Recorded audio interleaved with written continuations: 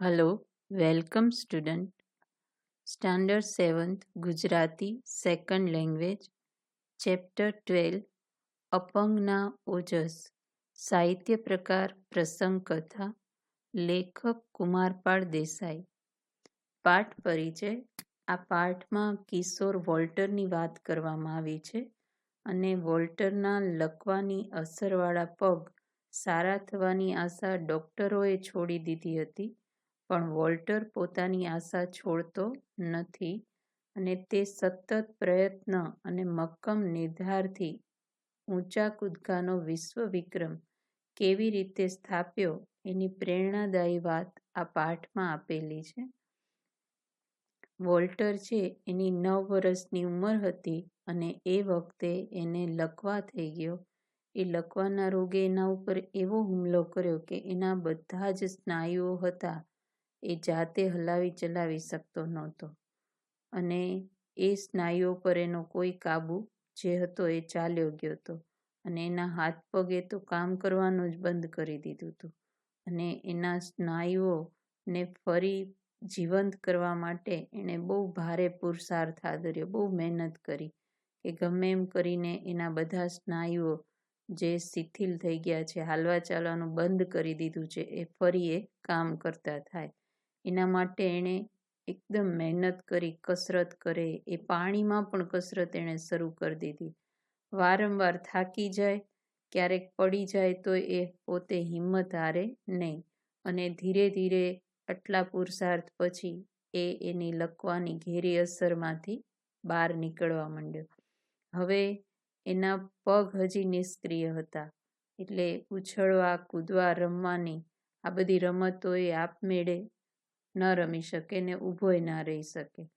એટલે ડૉક્ટરોએ હવે વધારે આશા છોડી દીધી હતી. ડૉક્ટરોએ કહી દીધું કે ભાઈ આ બાળક છે એ જાતે પગ ચલાવી શકશે નહીં, કે એને લાકડાની ઘોડી અથવા તો વ્હીલચેરના સહારે જિંદગીભર ચાલવું પડશે.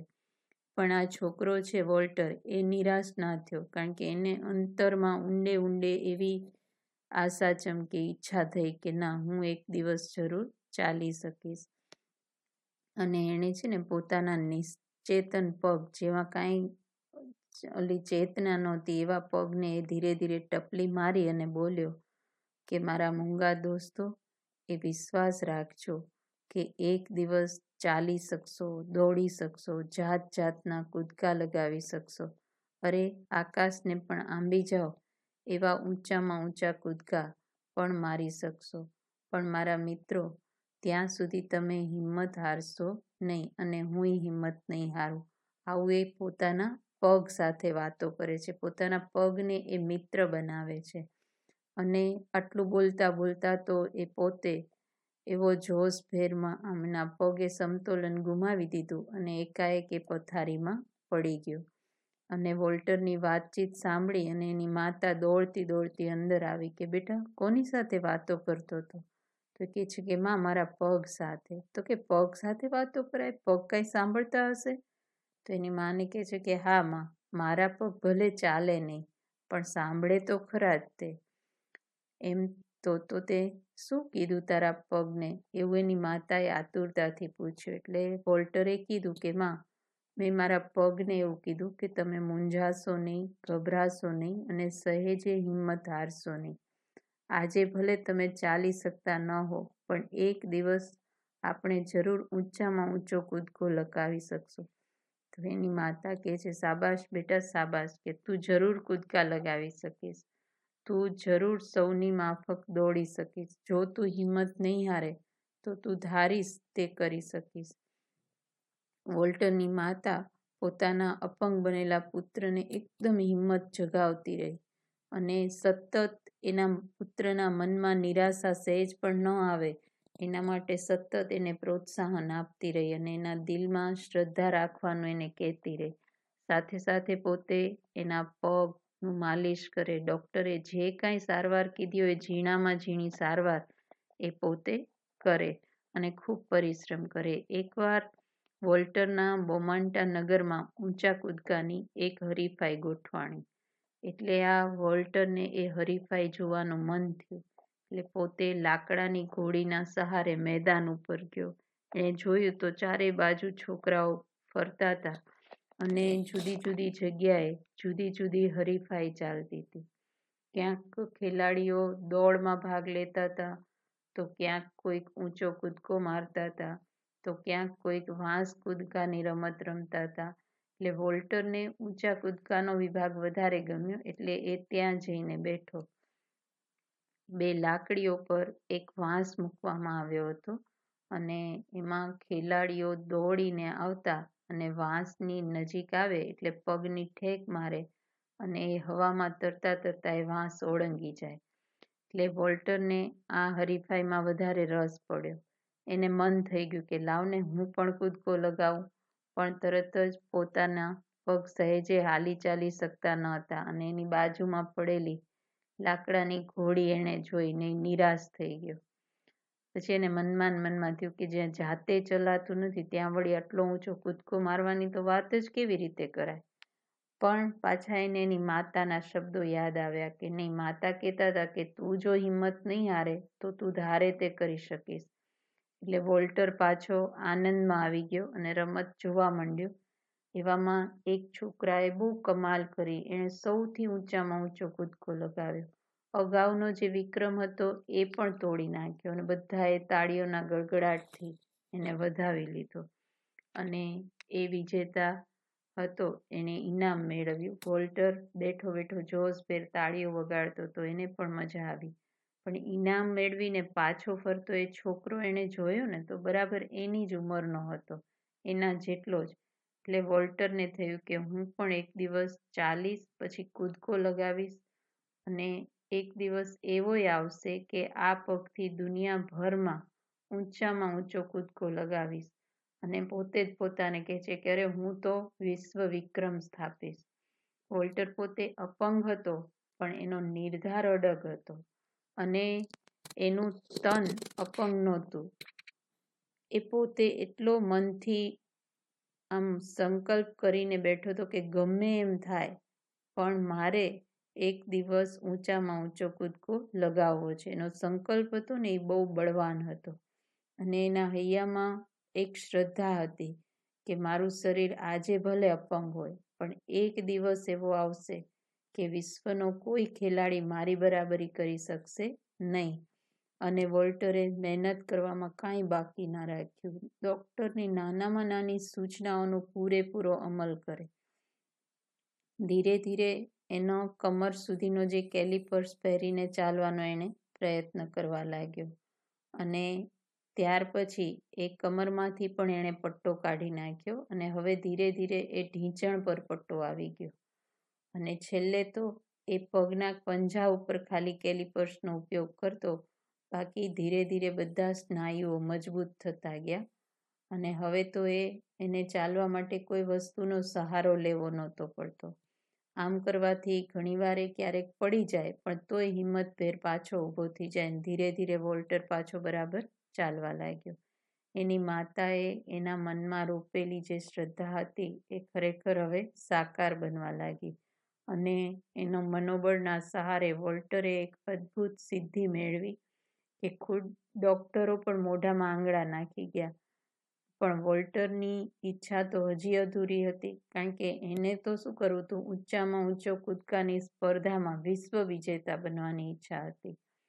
એટલે એના શરીરમાં તાકાત આવતી ગઈ અને સ્નાયુઓ ચેતનવંતા બનતા ગયા એટલે ધીમે ધીમે એ દોડવા લાગ્યો અને આખરે એ ઊંચા કૂદકા પણ લગાવવા માંડ્યો. ઊંચા કૂદકામાં પહેલાં ધીમેથી દોડવાનું શરૂ કરવાનું હોય, પછી ઝડપથી દોડવાનું હોય અને પછી પગની ઠેકથી ઊંચો કૂદકો લગાવવાનો હોય. એટલે અન્ય રમતો કરતાં આ રમતમાં પગની તાકાત વધારે જોઈએ. પણ વોલ્ટર ધીમે ધીમે આ બધી કળામાં પારંગત બન્યો અને વધુ ને વધુ ઊંચા કૂદકા લગાવવાનો પ્રયત્ન કરવા લાગ્યો. એમાં એના બોમાન્ટા નગરની સ્પર્ધામાં તો એ મોખરે રહ્યો સૌથી આગળ અને ટેક્સાસ રાજ્યની સ્પર્ધામાં પણ એણે વિક્રમો સ્થાપ્યા. હવે એની આટલી બધી કાબેલિયત જોઈ અને દેશના લોકોએ એને ઓલિમ્પિકમાં ભાગ લેવા માટે નક્કી કર્યો અને મોકલ્યો. હવે એ વખતે ફિનલેન્ડ દેશના હેલસિંકી શહેરમાં 15મી ઓલિમ્પિક સ્પર્ધા યોજાઈ ને એમાં જુદા જુદા દેશના ઘણા બધા હરીફોએ ભાગ લીધેલો. અમેરિકા તરફથી 21 વર્ષનો આ વોલ્ટર પણ મેદાનમાં ઉતર્યો. હવે ઓલિમ્પિકમાં ભાગ લેવો એટલે એ એક મોટામાં મોટી સિદ્ધિ કહેવાય અને અમેરિકા તરફથી 21 વર્ષનો વોલ્ટર એ વખતે ઓલિમ્પિક રમવા માટે ગયો હતો અને ઓલિમ્પિક એટલે જગતનો સૌથી મોટો રમતોત્સવ અને આમાં ઠેર ઠેરથી ખેલાડીઓ આવતા હોય અને દરેક ખેલાડીને ઓલિમ્પિકમાં વિજય મેળવવો એ એના જીવનની સૌથી મોટી ઈચ્છા કે સિદ્ધિ કહી શકાય. હવે ઊંચા કૂદકાની સ્પર્ધા માટે વોલ્ટર મેદાન પર આવ્યો. એની હાઇટ 2 મીટર અને 5 સેન્ટીમીટર જેટલી એની ઊંચાઈ હતી અને વોલ્ટર જેટલો ઊંચો એટલા એના કોઈ હરીફ નહોતા. પણ જગતના જે ચુનંદા હરીફો હોય કે જે એના રાષ્ટ્રમાં બેસ્ટ પરફોર્મન્સ કર્યું હોય, સારામાં સારું, એ લોકો અહીંયા ઓલિમ્પિકમાં આવ્યા હોય. એટલે એ વોલ્ટર એ લોકોને જોઈને હતાશ થાય એવો તો હતો જ નહીં, કારણ કે એણે જીવનમાં ક્યારેય હતાશ થવાનું સ્વીકાર્યું જ નથી. એ ગમે એમ મહેનત કરી અને એને જે કામ કરવું હોય એ પાર પાડીને જે અટકતો. એટલે એને પોતાને અત્યારે હવે દોડનો કૂદકો લગાવવાનો હતો અને એણે કોઈ પણ વસ્તુની સહાય વગર ઊંચામાં ઊંચો કૂદકો લગાવ્યો અત્યારે વોલ્ટરે ઓલિમ્પિકના મેદાનમાં. અને પરિણામ જાહેર થયું તો વોલ્ટર ડેવિસ પ્રથમ આવ્યો. એટલું જ નહીં પણ એના કૂદકો છે એ 2 મીટર અને 4 સેન્ટીમીટર જેટલો ઊંચો કૂદકો લગાવી અને એને ઓલિમ્પિક સ્પર્ધામાં વિક્રમ સ્થાપ્યો. એટલે કે એનાથી પહેલા ક્યારેય કોઈએ આટલો ઊંચો કૂદકો લગાવ્યો નહોતો. અને આ 15મી ઓલિમ્પિક સ્પર્ધાનો પહેલો જ દિવસ હતો અને પહેલા જ દિવસે સૌથી પહેલો ઓલિમ્પિક વિક્રમ સ્થાપનાર વોલ્ટર ડેવિસ બન્યો. એણે સુવર્ણ ચંદ્રક મળ્યો. તાળીઓના ગડગડાટથી આખું વાતાવરણ ભરાઈ ગયું. બધાએ ખૂબ ખુશી વ્યક્ત કરી અને વોલ્ટર છે એની સિદ્ધિ રમતની દુનિયામાં માન પામી કે એક અપંગ છોકરો આટલો પુરુષાર્થ, જેણે ડૉક્ટરે ચાલવાની પણ ના પાડી દીધી કે આ છોકરો કોઈ દિવસ ચાલી નહીં શકે, એવો છોકરો વિશ્વનો સૌથી ઊંચામાં ઊંચો કૂદકો લગાવનારો બન્યો. અને આ બિનસત્તાવાર સ્પર્ધામાં તો એક વખત એણે આનાથી પણ મોટો કૂદકો, ઊંચો કૂદકો લગાવ્યો હતો. એ 2 મીટર અને 13.5 સેન્ટીમીટર જેટલો ઊંચો કૂદકો એણે લગાવ્યો હતો. હવે વોલ્ટર છે એ રમતના મેદાનનો ખરેખર સાચો વિજેતા બન્યો, કારણ કે ડૉક્ટરોએ પણ કહી દીધું હતું કે આ હાલી ચાલી શકશે નહીં. પણ એના મનની તાકાત અને તનની તાકાતથી એણે જગતમાં ઊંચામાં ઊંચો કૂદકો લગાવનારો એ માનવી બન્યો. એણે બતાવ્યું કે અપંગ કે અશક્ત વ્યક્તિ છે એ લાચાર કે અસહાય નથી. એ જો હિંમત ના હારે તો ધારે તે એ કરી શકે. તો આમ આટલો સરસ વોલ્ટરનો જે મનનો નિર્ધાર કર્યો એ એણે પાર પાડ્યો, એવી વાત આ પાઠમાં કરવામાં આવી છે. શબ્દ સમજૂતી. ઓજસ માણસના વિશેષ કે ખાસ ગુણ, બળ, પ્રતિભા અથવા તો તેજ. નિષ્ક્રિય એટલે ક્રિયારહિત અથવા તો ક્રિયા ન કરતું હોય તેવું. નિર્ધાર એટલે અગાઉથી ધારેલું અથવા તો નિર્ણય. કેલિપર્સ એટલે લકવાના દર્દીને આધાર માટે પહેરવું પડતું સાધન. પારંગત એટલે હોશિયાર અથવા તો પ્રવીણ. ઓલિમ્પિક એટલે દર 4 વર્ષે યોજાતો વિશ્વ રમતોત્સવ. વિક્રમ એટલે કોઈ પણ સ્પર્ધાત્મક ક્ષેત્રમાં નોંધાયેલી મહત્તમ સિદ્ધિ. પુરુષાર્થ એટલે ઉદ્યમ અથવા તો મહેનત. Thank you.